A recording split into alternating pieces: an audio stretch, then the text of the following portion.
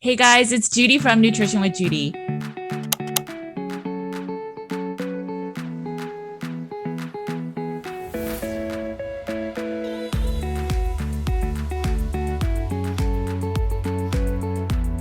Thanks for joining me today. My name is Judy Cho, and I am board certified in holistic nutrition. I focus on root cause, and oftentimes that's using a carnivore cure elimination diet to get to gut healing. All right, guys, I'm excited to share this talk with Dr. Jess Peatross. For those of you that follow her on Instagram, you already know that her content is so good and she's just very real and she does so much to help the communities. Dr. Peatross is a former hospitalist. She is an internal medicine doctor and she is also certified as a Gerson Practitioner. She focuses on infections and environmental toxins, and now she focuses more on functional medicine. She helps people that struggle with toxins, heavy metals, mold, parasites, Lyme that cause stress and trauma and other imbalances in the body. We talk about her protocol, the kill, bind, sweat. And to get into all the little nitty gritty details, you'll have to go onto her website. But we share a lot about why you may not be getting better and why you may need to do detox. I hope that this conversation helps you to figure out one other lever that you may be able to pull to get to root cause healing. Let's get right into the interview. Hi, Dr. Jess. I'm very excited to have you on. I don't know if everyone in the carnivore community necessarily knows you, but the detox and just healing and getting rid of a lot of mold and Lyme and a lot of other things, you are, I guess, the person lately to go to, and your content is really good. So if you can introduce yourself for the people that are listening and watching. Yeah, absolutely. Hi, everyone out there. My name is Dr. Jessica Peatross, and I am a previously board certified internal medicine physician who really tries to now go the functional route and get to the root cause rather than band-aid things for people. And I think most of the power lies in education. And you have a protocol called Kill, Bind, Sweat. Can you talk a little bit about that? Does everyone need to do that? Yeah, maybe not everyone needs every step, and it sounds super kind of sexy, like I'm an S&M doctor. I think that's why it's sort of caught hold. People want to know what that is. And so kill just means I prefer herbs to synthetic antibiotics, but herbal antibiotics or herbal antimicrobials, waiting a certain given amount of time, depending on the binder, and taking a toxin binder, which we can talk about more. There are things people should be familiar with, like zeolite or bentonite clay, or even activated charcoal. Most people know what that is. And then finally, sweating out those bound up or mopped up toxins. So we just killed something, we just bound it up, and now we need to get it out of our body. And maybe not everyone needs to do it. I really think that even a lot of small issues like brain fog, bloated, stomach issues can really be resolved by tapping into the body's natural healing abilities. One of them is sweating things out. And people think of that as cooling themselves off. They don't necessarily think about all the things we can release in our sweat, just like we release things in our bowel movements and our urine. And so sometimes people just need to sweat, especially when they tell me they can't. If you do feel like you're dealing with something deeper, like SIBO or parasites or something like that, you may really benefit from Kill, Bind, Sweat under the guidance of a practitioner if you're a newbie. Are there other, I guess, other than brain fog and then as serious as SIBO and other imbalances like that, what else would you say, oh, you may want to try the Kill, Bind, Sweat protocol? Absolutely. There's lots of mystery illnesses or things that people go to their doctors for, and I feel like they don't get a satisfying response. There's maybe not an ICD-10 code to bill for that. So doctors say, we don't know what brain fog is, and maybe you have chronic fatigue syndrome, and there's all these mystery illnesses people can't get to the root of with allopathic medicine a lot of times. So that's when they turn to functional medicine and take things into their own hands. And for those people too, Kill, Bind, Sweat might be an answer. And that's because it's fairly affordable for everyone. If you don't have a sauna, that's okay. You can work out and sweat if you have the privilege of moving your body. And then people can even take hot baths or Epsom salt baths to sweat. So this is a fairly affordable and reasonable, practical thing for most people to be able to do. And I think that if you have something doctors can't figure out, even depression and anxiety can be caused by toxin overload. So a lot of times getting I believe, honestly, most things that people deal with that are chronic preventable diseases are caused by a toxin overload and a poisoning of the body. So if sweating is one of those ways to release toxins, you can see how it might be a root cause answer for many issues.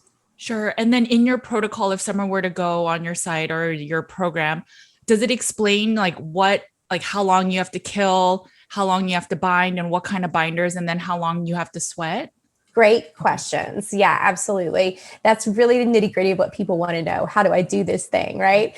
And so, yeah, if people were to join my wellness app, it's hard for me to give very specific information for people online. Obviously, our hands are kind of tied that way. I wish I could help everyone without the risk of liability. But, you know, if you join Wellness Plus, my subscription online app, I do handhold a little bit more. And, you know, there's times where I have webinars, people would ask me specific questions. I have root cause quickies on one on kill, bind, sweat. I have a whole course on kill, bind, sweat. And I do go into contraindications, who can do it, who can't, and how long. For example, if someone has palpitations and cardiac issues and really getting sweaty or hot makes their heart tack away, they might have different restrictions on how long I would want them to sweat. It's different than someone who might be able to get in the sauna and sweat within 10 minutes.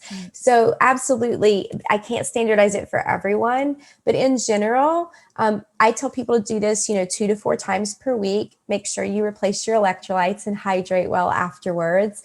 And make sure that you have a little bit of a know-how about the herbal antimicrobial and the binder, and make sure you're taking a quality binder.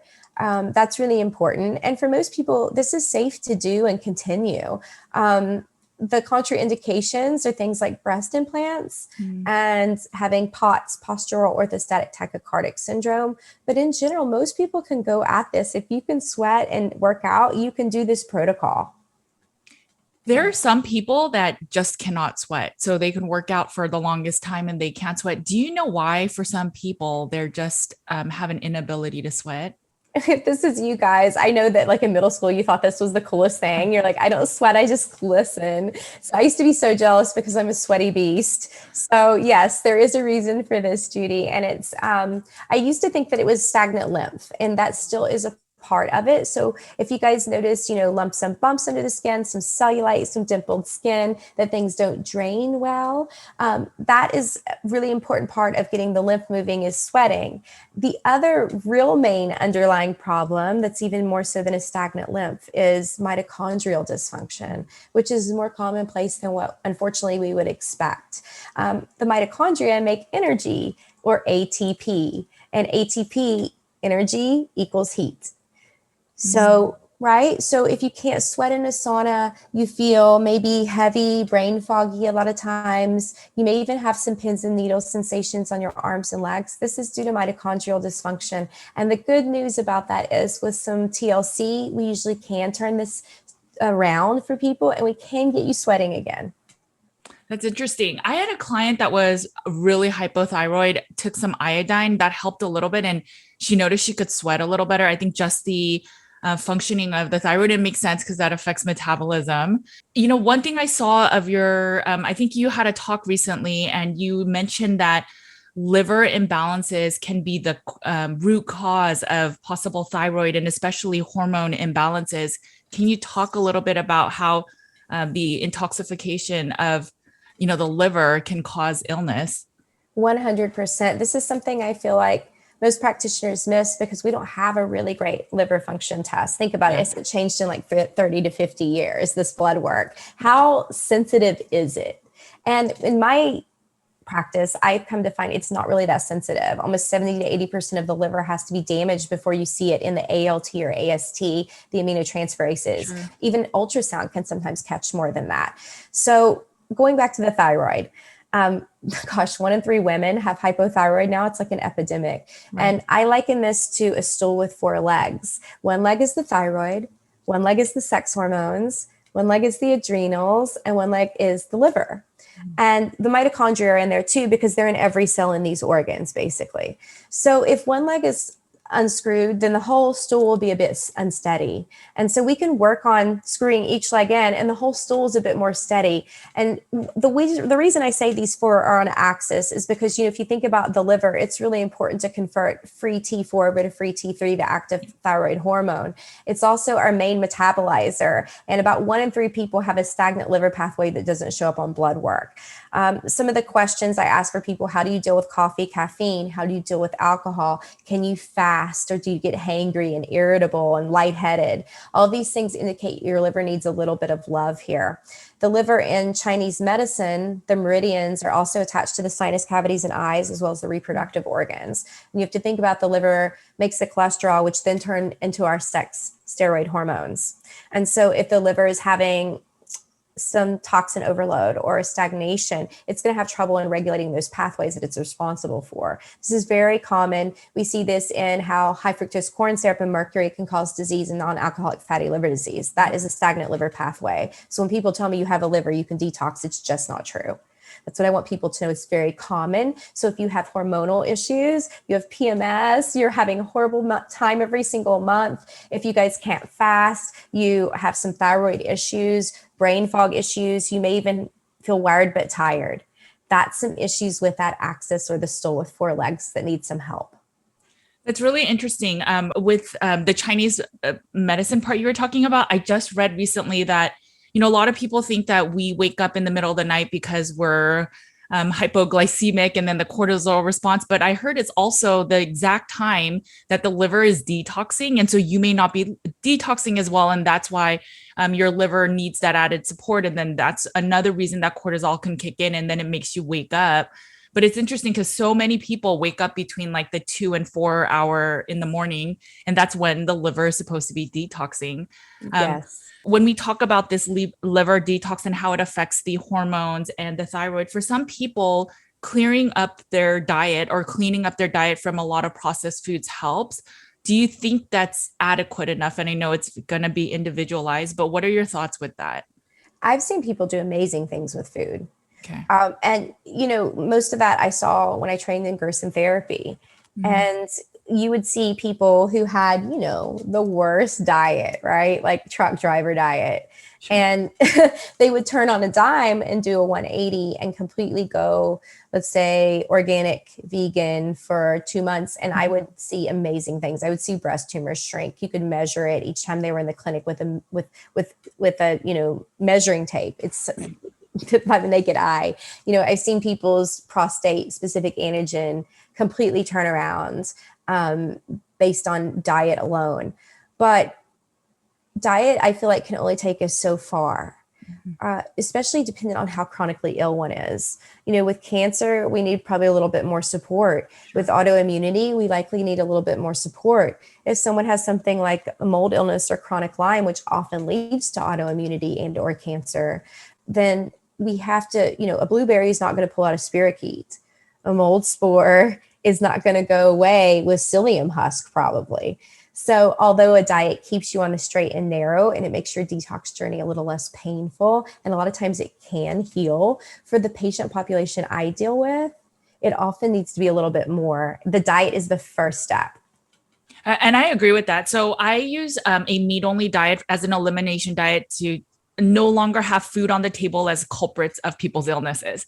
But then there's a population of people that I work with that are just still not getting better. And there was this kind of dogma in the space for a while where you don't need supplements. Food is medicine, right? And food can be medicine to a certain extent. But if you have illness for a while, I'm fully on the same page with you. You need other things to support the body, especially how are you going to get rid of mold? How are you going to get rid of Lyme and its co-infections? Is there a diet that when people are doing your kill, bind, sweat that you do sort of recommend? It's really important to be able to build back electrolytes and minerals in the body. And so I need a really mineral rich food. I think bone broth is something great to supplement with if you're doing kill, bind, sweat. Man, that's awesome, because most people deal with issues that come from impaired gut health. And so bone broth is great. It's providing raw amino acids for people. It's providing building blocks of collagen and to repair the gut. And so I really love to just have something simple and digestible for people like that, because this is a mini detox. It is. And some people will feel immediately better, like snaps all over the place. And some people will struggle and feel more tired, more fatigued, more brain foggy afterwards, because although they're sweating, they're not releasing as much as they could be because their body's still holding on to those toxicities. So sometimes those people need a little bit more help. I honestly feel like really warm, nourishing foods, eating with the seasons is really important. Eating local, so you're avoiding preservatives, is that's what preservatives are for, to ship things across the country so they don't spoil. But when you eat local, you're eating for your environment, you're eating for the seasons, and you're supporting local farms. And so that's really, I love that you do more of a meat-based diet for people. I've been leaning that way more myself as well lately, and have actually been considering doing a trial of carnivore for myself. So. Okay, yeah, I'll have to share some tips, especially if you're going to go fully meat. I feel like meat-based and meat only, there's like smaller differences. The biggest thing I think are the electrolytes. A lot of people have a hard time holding on to the minerals just because we retain less water when we go zero carbs. So that would be really interesting. Yeah, Good there's like point. there's a little kicker. So some people that do zero carb, they don't feel well, but I really think it's because they need extra electrolytes not to fill the imbalances. But if you just add some fruit or some sugars, you may mask the imbalance, but that doesn't mean the imbalance isn't there anymore. And so it's quite interesting. I wanted to ask you a little bit about dietary. So if we have a imbalanced liver, and then we were to, whether it's drinking alcohol, too much fructose for high fructose corn syrup or for fatty liver, even if we consume too many organ meats, which is super high in nutrition, but some of the fat soluble vitamins are stored in our liver, can that be a tax on an already burdened liver? Interesting. Possibly. I've never seen anyone get like a vitamin A overload from eating a whole foods diet or eating too much meat. I think the body has a way to regulate things. But I have seen people, if let's say they do keto and they have too much fat, and they have a taxed liver that has to break down lipids. That's, and meat too, you're breaking down a lot to the raw amino acid forms, right? So, I would say for most people, I would advise not going to an extreme diet right away when you're jumping into a detox. This is something you might want to slide into after a couple weeks of sort of opening yourself up with maybe detox baths, maybe sweating, maybe just regular movement in the sun in the mornings, little things like this, castor oil packs. These things can be kind of open the body up in preparation for jumping into a more of a detox diet like that. And so if you really think your liver is a problem, maybe you open it up a little bit, you work on some enemas, some castor oil packs, some baths, see how you do and trend towards that diet instead of going like all or nothing all at once. Right. Which so many people do whenever they start a new diet. They're like, I'm going to go all in. And then, yeah, no, I fully agree with that. Do you think there's a proper way or a order of importance in terms of detoxing the parasites? Let's say you have parasites, mold, mineral imbalance, heavy metals. Is there a sequential order that you think we should be, I guess, binding or killing a certain toxin? A lot of the studies are very interesting. They show very symbiotic relationship with a lot of these microbes. And then, you look at train theory coming out, which say, don't blame the microbes, it's the train and your body's poison. And these things are the great decomposers that are there because you have a certain toxicity that's attracting them there to digest. So there's all these different hypotheses and theories going around right now, and everyone has an opinion. Let's just be real. So if you look at the science, you see that mold spores can hold things. You see that parasites play off of retroviruses. The retroviruses and viruses can live inside of parasites, and they can be activated and hard to get rid of because of that relationship between the two. If you have mold, it spins the immune system in one direction, so you're more susceptible to parasites as well. So there's this big relationship with everything. In my opinion, I don't understand how you go after one thing and not the other. I don't understand how people do that. Pretty much because parasites also hold heavy metals. When you're pulling parasites, you're pulling metals. You are. The one lives inside the other. We've seen fish cestodes be able to hold twice the amount of heavy metals that their bodies should be able to hold because they have parasites which hold them for them. So it's in the animal studies. Again, this is just my opinion, but I feel if you have the right supplements, you have the right science, which knows how to inactivate heavy metals, and there's the difference between inorganic and organic heavy metals and what's good for the body and what isn't, then you're able to inactivate certain things through biochemical reactions, which lets the body release it in a natural way. And if you're going to go after parasites, you're probably going to get mold spores. You're probably going to get viruses as well. So if you're going to open, I think the best thing is to open drainage pathways. If I can work with the body naturally, I don't have to worry about which one to pull out first. If I can open your liver, I can open your bowels, I can turn your mitochondria back on, your body's got it. Because there, you can't beat a body in homeostasis. You can't work against it. Open it up and work with it. And then I don't have to kill as much because the body's already balanced in normalcy. And it works like a machine when that happens. I love that. So you're saying basically, essentially, if you strengthen the body, then there's not as much concern over which one should I attack first. And I agree with that a lot because a lot of the mold protocols that we'll look after, or even like in cell core, they have the foundation one, they're all similar nutrients. And so, and if you even do some of the heavy metals, it'll be certain binders as well. And so it's just interesting that you're right. It's just getting the lymph and the detox pathways healthier. And then once they're healthier, they'll just do it. And I do think it's funny that people think, well, if we use this one thing, it will only grab these certain things, and it's unrealistic. It's funny. How can we as humans possibly know every biochemical reaction that happens inside the body when we put something in there? We cannot. All I know to do is to avoid man-made corporate toxins that shouldn't be on this planet, that our body evolutionary wise is not able to recognize and get rid of. There's some thoughts that, a lot of people use stool tests, and they say that they test for protozoas and parasites and worms. And then there's some new thoughts where they say those tests aren't accurate in finding the parasites, and that everyone should be doing a parasite cleanse. Can you share a little bit about, does everyone have parasites in them, and should we all be doing some type of cleanse? Dr. J. Davidson and Dr. Todd Watts say things like, if you have a pulse, you have a parasite. I do think our indigenous ancestors knew to do parasite cleanses or eat, anti-parasitic herbs like wormwood or black walnut hull, once or twice per year. It was just in their ceremonies and rituals. And now we're even more bombarded with toxicities and, petroleum plastics, pesticides that would attract said parasites and, great decomposers. So I do think it is wise for people to do it once or twice per year prophylactically, even if you feel well. You don't want to overdo it because it is an ecosystem. These things should be there in certain amounts. But if you're overrun with parasitic symptoms, there's a balance that needs to be found here. And honestly, it's not just a parasite cleanse. If you're taking binders, you're taking herbs, it's a bacterial cleanse as well. It's, binders help mold as well. So you're really just doing a detox and naturally helping the drainage pathways open up. I will give everyone a disclaimer by saying, when people say, should I do a parasite cleanse? Should everyone do it? Well, it depends on the parasite cleanse. It's always a risk versus benefit relationship. If you're talking about, paraquintal or, an anti-parasitic prescription, I may say no to that. Sure. For everyone. There's thoughts about doing these protocols around the moon because, one, we are 60% water. So it kind of makes sense how the full moon will have different risings in our the waters, but more than that, also that it affects melatonin and serotonin. Can you talk a little bit about why I guess sometimes it's important to do it around the full moon?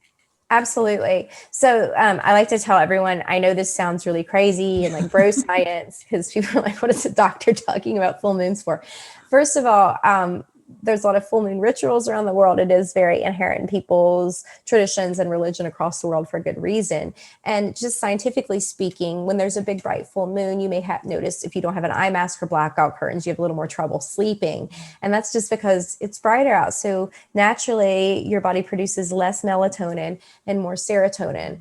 Parasites in general, nocturnal, they feed at night and they definitely move around, are more mobile at night when they wake up. And serotonin kind of acts as parasite party food, so they're more active during full moons for that reason. So people, well, naturally, you see emergency departments that are more busy. Most nurses Right. tell you that. That's for one reason. You'll see a lot of anxiety, insomnia that is worse around full moons for people. And we think this might be the case, especially if there's things like TMJ or teeth grinding going on. It's a stress on the body. So you clench. Is there a relationship with EMFs and mold and parasites? One thing I've heard is that mold will not really proliferate unless they're in their mycotoxins and they're just scared and they're trying to protect themselves, and that the EMFs can actually cause these mycotoxins to proliferate because they feel like they're being attacked. Can you talk a little bit about that? Yeah, we don't have a lot of science on this. This was a scientific study quoted out of the Clean Heart Institute that they had run. I think it was with another university or institute as well. And this is the results that they saw when this was placed near a Wi-Fi router. So it's just interesting. It makes sense to me that certain energetic frequencies could talk to microbes or pathogens. That makes sense to me. We've also, I won't say it, we have science for mold. We do have science for bacteria in EMF. And the one study we have for that is there was a study done, and feel free to Google this, guys, and look it up. I can't remember what journal, but it was a study in which they placed 2.5 gigahertz router next to a petri dish with Listeria and E. coli. Mm-hmm. And what we saw was that they were able to grow out of the realms of the petri dish when placed near the abnormal frequencies. So it's just weird that this certain frequency was chosen. And it's weird that you see such reactions from microbes. And I don't doubt the mold growth, but we live in a world of medicine where most practitioners don't even believe that mold can cause disease. No. And they definitely wouldn't believe that mold could be a problem around a different frequency. So this is yet to be studied in America. So would you recommend no one use the EMF earphones or the pods? I will never buy them. And I understand how awesome and convenient they are for people. I mean, to not have wires is really cool, but I just think about the concept. The concept is you've got these pods in, and there's a frequency bouncing back and forth between them, talking to them and talking to your phone. And it just doesn't sound okay to me at all. Especially now that I've talked to the founder of I Am Sam, who used to be in the telecom world and was very successful. And then she found out how they were testing these phones and frequencies was through a big plastic dummy head called I Am Sam. Or Sam, and she created the group I Am Not Sam. So it had, so many milliliters plastic thickness of the head. It's filled with fluid. It's nothing like a human brain. It's based on a male build of a 200-pound male. This is how they test abnormal frequencies and phone Wi-Fi for children. So I obviously don't think it's safely tested to begin with, and then add all this stuff onto it. I think people need to. I think that this shouldn't be hidden from people. Okay. Yeah. And that makes sense. I think recently there's a group of people that sued the FCC on the regulation saying, how can you say that EMFs are safe with older, I think older, like phones and stuff that we use that are not the same. And so now, and they won. So now they have to actually do the testing to get some level of, are these EMFs safe? I have a client that I had to send all her paperwork through the mail because she cannot be near any EMFs. I think she has chronic inflammatory response syndrome, but she is unwell, and she's in her 20s, but acts menopausal, and she probably would do really well with kill, bind, sweat. But the EMFs just heighten all her illnesses when she is near a computer, a Wi-Fi. It's really, really unfortunate. And it's just sad that people say, oh, everything affects us. And some people, one of my friends' child, whenever he gets in a Tesla, because of the whole screen, he has headaches and just feels really unwell. And it's so sad. I mean, honestly, these people, you should tell them about Green Bank, West Virginia. Okay. I'm from West Virginia, so I know about it. It's about 20 to 40, I can't remember the exact distance now. I think more close to 40-mile radius of a radio-free zone. So they have a police force that actually polices the area for cell phones because they have a giant satellite there. You could fit a couple football stadiums in there, and it's trying to talk to space. It's literally all the time. So because of the satellite there, they're not allowed to have any sort of nothing, no cell phones, no radio, nothing. So there's been a few, I think 40 EMF sensitive patients move there to heal.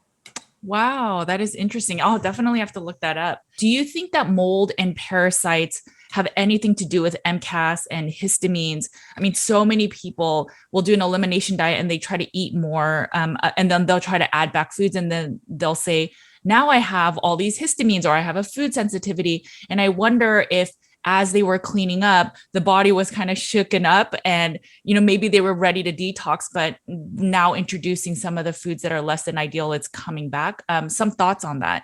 Yeah, absolutely. Mold is the biggest culprit I've seen for MCAS or mast cell activation syndrome and histamine issues. Like it definitely will cause rashes, histamine problems, bloating, brain fog, PMS, all that kind of stuff that can be histamine-like. I've also seen parasites do it, which makes sense as well. They tend to lean toward a Th2 dominance in the immune system, which you got to think allergies, eczema, rashes in general, just really allergic skin. And so I definitely see parasites cause a lot of that eczema rash issue. I see mold do it, especially if someone is still living in a water damaged home. And often people don't think about gram-negative bacteria, which also grows in a water-damaged house. We just think about mold, and those bacteria release endotoxins, which absolutely can burrow into the skin and cause issues as well. So don't think it's in your body. It's usually something you're exposed to.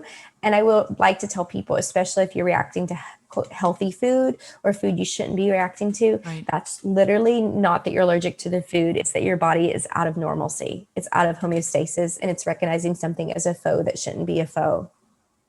Let me ask you a little bit about the water damage buildings. So just recently been stumbling a lot more into water damage buildings and mycotoxins and Lyme. And the thought is that more than 50% of the buildings are damaged. And so for some of my clients that have chronic inflammatory response syndrome or just chronic inflammation, they feel like they have this death sentence, right? Where, well, now I can't get into any buildings. I've been into several homes and I've gotten the ERMI test for mold, and all of them are high. So, what is someone to do? I mean, do we always have to be in a building that's, barely has any mold? I mean, what are your thoughts with people that are highly mold sensitive, but then most of our buildings have some amounts of mold? Yeah, it really is in how they're building modern day buildings. That's part of the problem. And then you have the government that funds a lot of buildings and then doesn't keep upkeep on things like schools and all that stuff. And schools are a big culprit, unfortunately. So for those people who are genetically sensitive to sick building syndrome, it's just my heart goes out to you. I don't have a good answer, but I do think it's coming soon that we're going to start building houses differently because this is coming to light so quickly. If you are playing in the world of modern building, you may continue to have problems. But I want to just let you know there are other options out there which are off the beaten path. Things like yurts, where there's a wind flow through it. Things like some of the more eco homes would be great for you guys, because are you reacting to water damage? Are you reacting to VOCs in the new home as well, which you're very sensitive to because you don't detox well? So there's other things like I really love prefabs, eco or green prefabs that are the houses are built under a warehouse away from the elements, and they're not more expensive. And so people can really take control by thinking about things like that. Like I was on a podcast exposing mold last night, and they started talking, the guy interviewing me was one of those people. And he said, when I realized it was in all the homes, I didn't know what to do until I got better. I went and lived in a camper in my backyard. And so I lived in my car until I felt better. And, when I asked him how hard was that, he said it was really easy when I saw how much better I could feel. And so if you're one of those people, then think about off the path, off the beaten road options, because they are out there and they're better. They're the way I think modern housing needs to go. Yeah, I think I think it makes sense to really just clean up the environment. And it's not an easy thing. The other day I was working at the library, there was a water leak in the men's bathroom. Oh, They used wow. literally they used a fan to dry it off, and I see the stain and they did nothing else. And I go there every day and I'm just like, I wonder how much mold is growing right now. It's Isn't it crazy? Yeah. I absolutely like it's criminal. It's Yeah. criminal. And I see people work right next to the bathroom because there's tables. And I'm just like, no, don't be working there because you're probably inhaling it so much more. And it's just unfortunate. Do you have any tips for people that are, wanting to get into this kill, bind, sweat? Are there certain people that are not, maybe, like the people that have chronic inflammation that are highly sensitive to mold? Should they first strengthen the body first? I mean, what are your thoughts? Some basic tips for people to get started, and then where can they find your protocol again? Yeah, kill by sweat is probably a 1.5 to 2 second level treatment for Okay. people. So I'm glad you asked that so we can clarify. If you're really sensitive and you react to like everything, like you can hardly drink water without it getting bloated, then there might be some steps and precautionary things you want to do to begin so that you make it easier on yourself. Because I feel like the reason people quit the detoxes is because they feel worse at Yeah. first because someone hasn't worked with their body properly. And so, and a lot of people have like medical and health PTSD where they don't want to start anything new because they're so afraid of feeling poorly. Yes. So if that sounds like you, then I would really start gently with myself. I would add like one thing per day and not go overboard. Maybe do a castor oil pack in the morning or at night because it puts you in parasympathetic mode. Maybe you do an hour breath work class on YouTube. Maybe the next day you do a slightly warm Epsom salt bath and drink some ginger tea. Just little things like that to kind of temperature check your body to see how it reacts to opening drainage pathways. And it's like a little self-care package for yourself too. Most of these things should feel nice that you're showing your body attention. And really getting into a state of rest and digest and peacefulness before you attempt to start going killing and binding and sweating.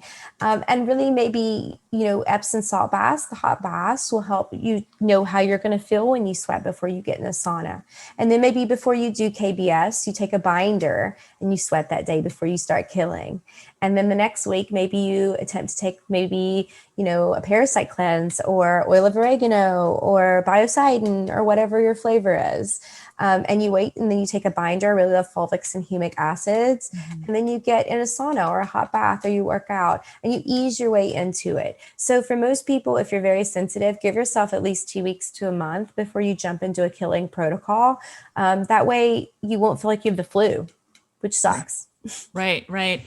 Your thoughts on cholestyramine, and I think Welchol is the other one. There are some doctors that say, well, those are just really potent and we'll just get right to it. So we don't need to do the more natural binders. What are your thoughts with those? Yeah, I do think I don't use cholestyramine or Welchol. I have people request to use them before under my care, and I've done that. But I'm very careful with people who are on thyroid medication or on another medication or have a very specific diet or need a lot of nutrition because it can bind up nutrition. It can bind up other medications. So I'm very careful with that one. And it can cause a lot of bloating for people who have digestive issues. It's great for things like ochratoxin A, which is a certain mycotoxin. It's great for endotoxins, but I don't think it picks up a lot of the other mycotoxins that I wish it would. And fulvic and humics alone aren't great at picking everything up, but when they're cleaved to cause dibasic fulvics and humics and increase microporicity and binding sites, I have noticed that they have increased efficacy. And I like binders that go out of the gut and are able to cross into the blood-brain barrier or other parts of the body so we can bind things up besides toxins in the gut only, which is what charcoal does. It only stays in the gut. Okay. So, yeah. So you can find a lot on Instagram that's free. You can also go to drjessmd.com, drjessmd.com. And I have a whole how-to page there for you guys, how to kill, bind, sweat, and even questions that people submitted that I kind of answer in FAQ. Okay. And then where else can people find you? So you have your protocol, your program, Instagram. Do you have a newsletter? Yeah, I have an email list. We have a newsletter. And then I also really regularly pop in and vibe out with people in app.drjessmd.com, and that's Wellness Plus. So I have my free things, which are Instagram, social media, and my website, which is a lot of free blogs on there. And then if you guys want more high level attention, I have my subscription app. So there's a hierarchy of things here. Okay. Well, thank you so much for this. I think it's really helpful to hear that detox is not just you have to find the right medicine or the right supplement, but it's also strengthening the body and then go based on your individual needs. I think that is really important. I think a lot of times in medicine or care, we hear just, here's the one app. If you have mold, you do this. If you have, parasites, you do this. And I see clients that it's not that simple or one answer at all. And so I love what you're saying. I think it's so important, and that you're not even prescribing one specific thing. You're saying, no, just kill, bind, sweat, but you may have to take it slower and certain things. And you're not saying for kill, use these things. And I love that. It's just, yeah, it's really good. It's what you can handle, what works for you. Not every parasite cleanse works for everyone. Not biocidin doesn't always work for everyone. Some people are allergic to walnuts and they can't have black walnut hull. You guys are very individual and you should be treated as such. Well, thank you. That's a wonderful message. Well, thank you so much for joining me. I'll put all the information in the show notes, and I'm sure this will help so many people. Thank you, Judy. I'm honored to be here. Thank you. Okay, guys, I hope that this interview was helpful. I hope that it's eye-opening in terms of EMFs and parasites and other things that can be causing imbalances. Make sure to check out the Kill, Bind, Sweat protocol. She has an easy page to explain a little bit more details as to what that fully is, and then how you can even get started. Dr. Jess has a wealth of information. Make sure to check out her Instagram page. She has so much free information and it's very, very helpful. And the biggest thing is she's just very real, very honest, and just out there to help other people. I hope that this interview provides you another lever to get to root cause healing. We must demand more from our practitioners and the healthcare system, that being sick is just not a lifelong illness. We can always find ways to get better. Okay, guys, make sure to eat a lot of meat. Take care of your bodies, because it is the only place you have to live. I will talk to you guys later. Bye.